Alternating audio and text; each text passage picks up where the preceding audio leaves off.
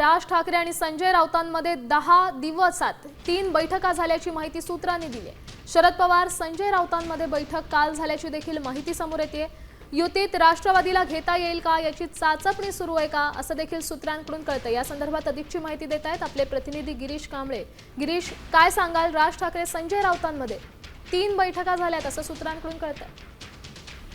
नक्कीच मागील 2 आठवड्यात संजय राऊत आणि मनसे अध्यक्ष राज ठाकरे यांच्यात 3 वेळा राजकीय चर्चा झाल्याची माहिती मिळते।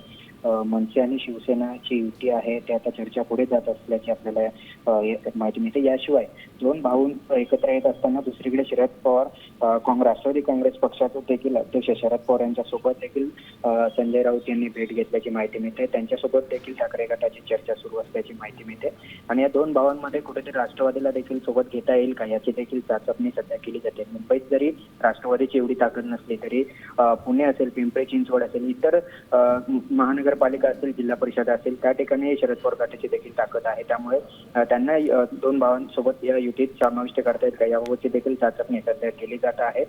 खरं तर सकाळपासून संजय राऊत यांनी देखील याबाबत दुजोरा दिला नसला तरी मात्र बोलणं टाळलेलं आहे। त्यामुळे सध्या ठाकरे गट आणि मनसेची युतीच्या चर्चा आहेत त्या सातत्याने सुरू आहेत। मागील आठवड्यात देखील राज ठाकरे स्वतः उद्धव ठाकरे यांच्या निवासस्थानी पोहोचलेले होते। त्यावेळी देखील 40 मिनिटांहून अधिक वेळ 2 भावांमध्ये चर्चा झालेली होती।